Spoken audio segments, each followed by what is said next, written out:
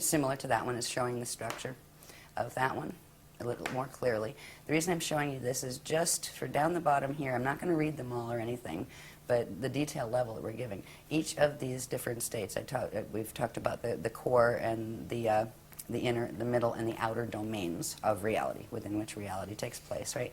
They each have a different state of matter, a different type of matter, a different density level of matter, and different states of consciousness that go with them. So I just wanted to point that out. So when we see this diagram, we're seeing the three, the Kalihara, it's called the Kalihara system, and we have the Hara bodies, and the space-time structures within the Hara body. So these are large energy structures that you don't see, and you don't even see these. You don't see, you're not walking around in your field counting your little balls, right? But they're there.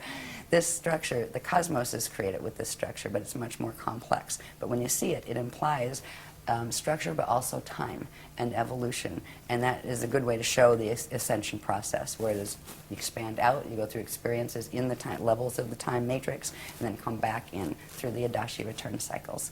So the word Adashi, for instance, is something that is special to us, because we are following the path of Adashi, the path of Krystal return. When I use the word Krystal, by the way, or any of the words like Christ, or anything like that, we spell it with a K. It's either K-R-I-S-T, sometimes we use shorthand, or K-R-Y-S-T. There's a reason for that. It's not because we're basing everything on the Bible or anything like that, nothing against the Bible, but it's spelled with a K because that's how it originally was, and what it refers to there's 7 syllables to it. We often will just shorten it to 5. It's the first 7 audible sound tones of creation, and they are ka, ra, ya, sa, ta, ha, la. And we also often just shorten it to, ka, ya, ra, sa, ta, Christ, right? So that's where we use the word Christ. It has to do with the sound tones, the vibrations, the first audible sound tones when we get into first particle creation. Before all these structures occur in the cosmos, there are certain things that happen on a very, very, very nano-micro level that the first what would be audible sounds or audible vibrations, and that is why we use that word Christ. So that's where it's coming from. It's not saying, we're Christian, that's which means we're not this and we're not that and we're not the other thing. It's something that belongs to everyone, in every language. So anyway, that's just another version of showing the same structure. This is part of a much larger structure and has to do with stargates. So we'll go, because what the drama that's happening on the planet now with the visitors and all of that has to do with stargates. It has to do with ascension, but it has to do with stargates too, and who's fighting over them. So the next diagram, this is called the Illumeridana spirit body. And the reason I'm going to show you the spirit body structure, this is a diagram that has many purposes, but if you remember that last diagram, this one is a bit more detailed. It is still showing structure. This is a simplified, and each one of these pieces and flows and all of the different elements of this have been analyzed. There's like 100 graphs to this sequence. What it comes with is the structure that is referred to as the Illumeridana spirit body, which is different than your light body structure, different than your atomic bodies. Yeah, it's part of that structure. The cosmos has this too. When you see these little petal things, these are actually flows of energy. Okay, nothing cosmic, right? Inside of this, you have the Hara ball structures with the time cycles moving in and out of this. But if you notice here, there are 12 points on this. There are 12 petals. Each one of those would have a line running down it that comes out the other side, right? Each would be a vector line. So you're not just dealing with one vector where you have 2 event horizons. You're dealing with sets of 6 vectors that form 12 event horizons, and there's more than that too, but that's the ones you can see in this diagram. The spirit body structure is built on this particular structure, and these flows here, you have some of the outer flows that are called the lotus flows, those later ones in the pink. And then these little things that you can see part of, they actually go all the way down to the core, but then there's another layer of them here and another here. These are called the core flows, or the Navajo flows. The Navajo word has to do with a particular part of the creation cycle that is the first, where the particle units, which are the first units of consciousness that materialize, are actually born. It's a word that has to do with the Navajo cycles. So these are called the Navajo core flows. This has to do with stargates. All right, the next one will show you these stargates. Now, if you take the circle away and the ball structures away, and just look at the flows here, again, we have those outer petals, we call them the lotus petals. We call this the living lotus. All right, and these are the natural core flows of an eternal life creation, which means energy flows out, but it also turns around and comes back. It just doesn't flow out and expand until it destroys itself and burns itself out. That's what science is watching happening to this universe, because it's not functioning normally in our local galaxy. Anyway, stargates. These structures, these flows, now this applies to a cosmos, it applies to a galaxy, it applies to a planet. The planet has a structure like this, and it applies to our bodies as individuals. It applies to atoms, actually. They have their little own structure of this. Each one of these core structures, core flows, represents a stargate that has particular structure. When you look at it on a planetary level, they are literally points on the planet that interface with these energy flow systems that connect into core. And under certain conditions, they activate, and they literally allow space, time, and matter to turn into radiation and pop up somewhere else. They are passageways. So you're talking about 12 major stargates? There are 12. They go in sets of 12. On this planet, there are a whole lot more, because the main 12, which are called the Halls of Amente stargates, they actually fell in 2003. They fell under the control of the service to self groups, let's put it, we call them the FAs, the fallen angelics, right? That's what we refer to them as. And there are about 5 different, what are called interface gate systems, that were put here by the Guardians a long time ago, because this isn't the first time that there's been gate wars on this planet. In fact, 2 seedings of the human race were wiped out by the same type of, they call them Templar wars, because they're fighting over the Templar. The Stargate system on a planet or in the universe is referred to as the Templar, and that word refers to template pillars. That's what the Templar word means. That's, I mean, the whole Knights Templar and all of that stuff. I mean, these things were from the old records from Atlantis. They had pieces of them. So anyway, when we're talking about Stargates or Ascension, in Ascension, the process of doing that turn around and be able to go back into the eternal life cycles has to do with getting your body able to where you can pass through the natural structures of stargates. Now, that's great if you get your body in shape, but if you're on a planet that's Templar is messed up, you're going to have a problem. You'll get stuck on the planet, and your body will reflect whatever distortion is in the planet. That's why people right now die on this planet and don't ascend instead. Death is not a natural condition. It occurs on planets that have a distortion in their stargate structure, where the natural flows are not occurring, which creates distortions in the biological forms on that planet. So we have been locked into this planet. This has been a prison planet for at least 13,000 years. And actually, we went further back than that, but there were little bits of times where the gates were working properly. This is the first time. Why everything's coming to a head right now is because it was known in 22,326 BC, which was the last stargate opening cycle, and that one failed, that this would be the next one. They knew this time period would be the next one, because there's a specific time frame in which the gates open, and they stay open for a period of time, and then they close again. That's why it's all coming to a head again. Okay, so but when you're saying the gates are going to open, you're talking about the 12 that have been taken over, so to speak. Those, I'm assuming, are not going to open. Oh, yeah, they're opening them. They're going to be and open. we're opening the others. The Guardians are opening the others. Okay, even though they were taken over, they're able to go in and open them. Oh, yeah, they open them into the black hole wormhole systems. Oh, into an, okay. Yeah. Well, you That's can not a still good use them, place. except it takes you into fall systems. Right. Yeah. So, and that is so what is there has happening to be on this alternate stargates that are going to be used. planet. And that is what we have been helping the Guardians actually bring. You have to. They need to be activated. They're very old, dormant systems, but they're rescue systems. Okay. And at this point, the reason why the Guardians are even speaking publicly about this information in interviews is because in, I think it was March 25th of 2007, something occurred in the solar system that just shut the program down. We are on a 200-year evac program, period. And that's it. The gates are closing permanently. The gates are closing in this galaxy permanently in 200 years. When you say something happened in the galaxy, can you explain a little more? I'll get to that. Okay. Yeah, Okay, well, there's some great. other diagrams for that one. Yeah. This is looking at one of those core flows, just its structure, and there's a pillar, a chamber inside of this. There's Merkaba fields that activate, which we'll deal with later if you want to see some of those pictures. But this is one of the Navajo core flow gates. Now, the other ones that aren't shown on here that look like the lotus petals, they're usually the flows that when a stellar activation cycle happens, they're usually the only ones that open, because they will take you to the next density level up, or even 2 densities up. They'll give you vertical ascension, but not diagonal or going back in and back out again. They're very limited, actually, in their capacity, but you can still ascend through them. When the planet, and the only time they open these is if they are seeding a new race on the planet or if they are evacuating a race on the planet. And these core gates are opening on the planet because this is an evacuation. We have a 200-year warning because something happened with the sun that it's not going to be, one is not going to be able to live on this planet by about 2976. And it's going to be before that, actually, but that's when it explodes from what they said. We're in a timeline, and we're stuck in a timeline. Voyager's mentioned it, that if we didn't make certain changes with this stellar activation cycle and reach a certain level, we were going to get dragged into a probability alignment in which the planet literally exploded because of the mechanics that were occurring with the Zetas and different intruder races. And that is a probability line we got stuck in.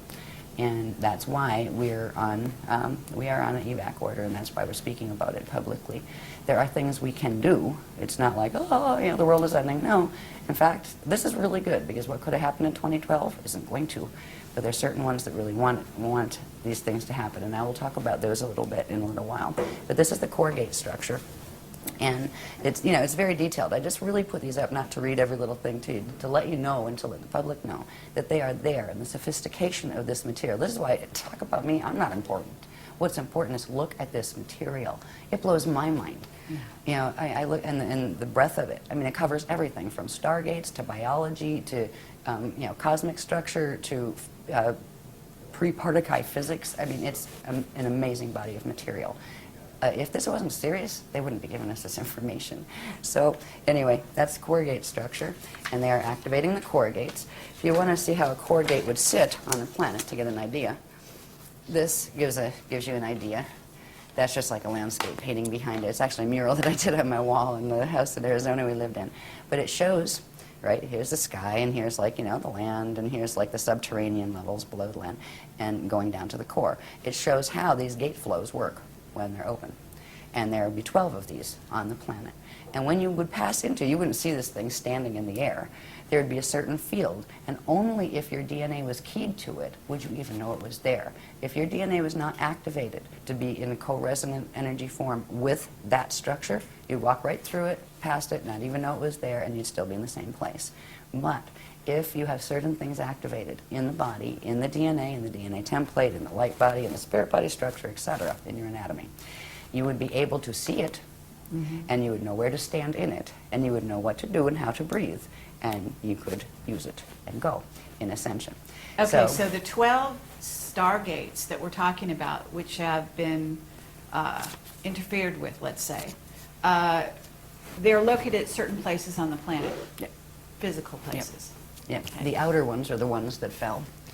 The core ones The won't core fall. ones won't fall. No, Okay, they can't so, fall. and They don't those let them. are the ones that are, you say, ancient, that Yeah. are being reactivated, as you Yeah. call it. Okay, and those are also located at certain Yes. places. And on in the different planet. places. Different places. Yep. The outer ones surface at in one set of 12 places. So there will and be these a in lot another. of misdirects, I'm thinking, and there are a lot of misdirects going on the planet right now, to where certain people are directing people to focus on certain areas of the planet which contain these stargates, thinking that they are, ascension stargates, when in fact they are taking them to another place. Yes. That's not so good. Exactly.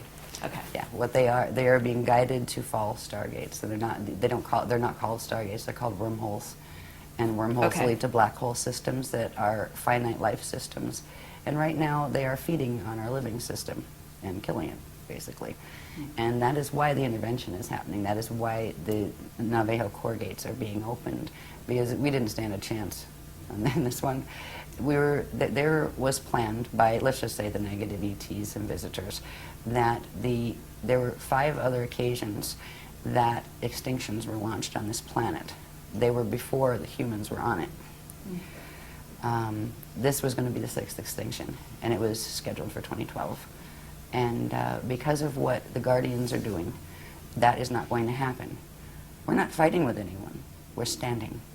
we're standing in the frequency as the Christ, and we were being taught Masters Templar mechanics to be able to assist them, or the ground crew, just like on the other side you have what we call the Metatronic crew that are working the Atlantean Death Star Merkaba stuff that is what runs the wormholes.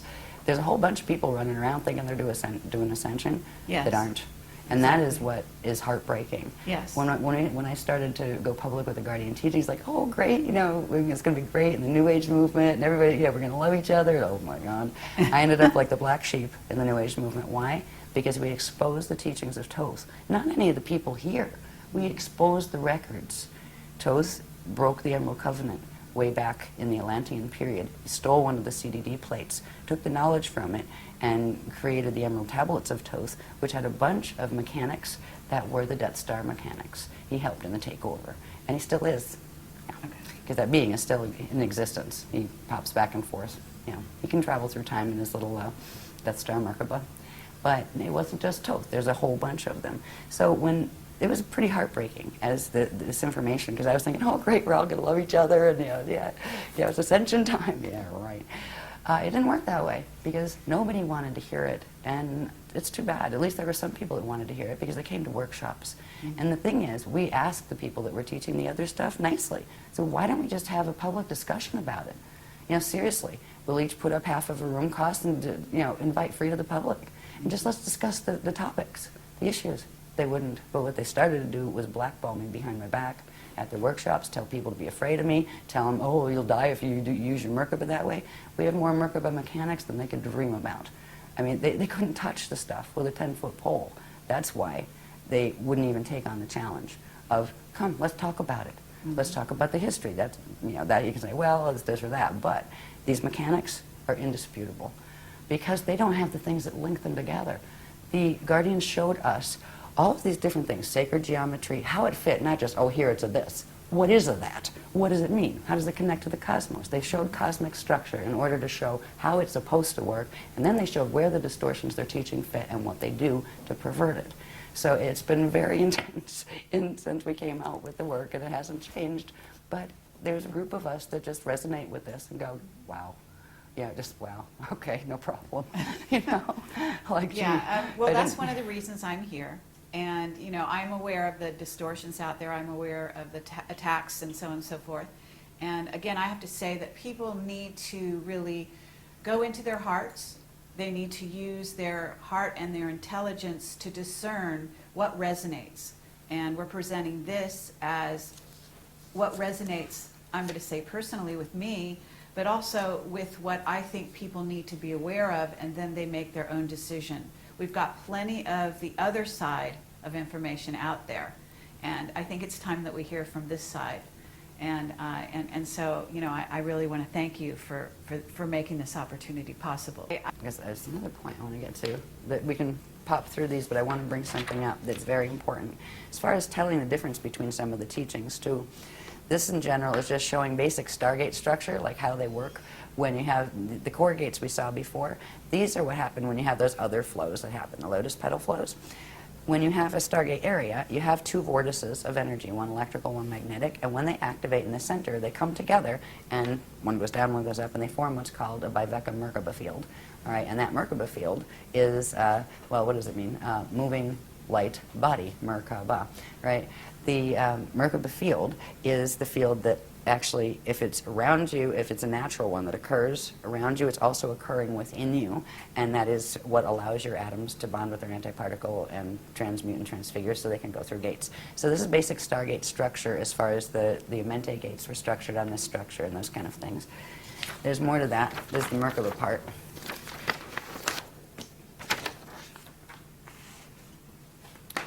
All right, there's the two vortices, right? And this is when they come together to form a Merkaba field. Now, this is a Merkaba field that's just done with vortices. These get more specific where they have fins, where they're actually like three-sided pyramids that move through each other. But I just wanted to see the basic structure of when stargates activate these Merkaba fields, which are vortice fields, activate within them and also within your body and around your atoms and in your atoms. This thing here is something that I would like to point out. This is called a Kathara grid. Light, sound, one, Kathara. It is literally the radiation template upon which everything in the eternal life systems are structured. It is the first creation template, and it has very, very specific proportions. Some people say, oh, it's a tree of life, but actually if you look at it, it isn't. It's actually the tree of eternal life. When you see something that is different than this, say it has maybe 10 of these centers instead of 12, right? This has 12. Or maybe it's longer and skinnier, or it doesn't have the lines in the same way. What that is a twisted radiation creation template. And it's passed off as the tree of life.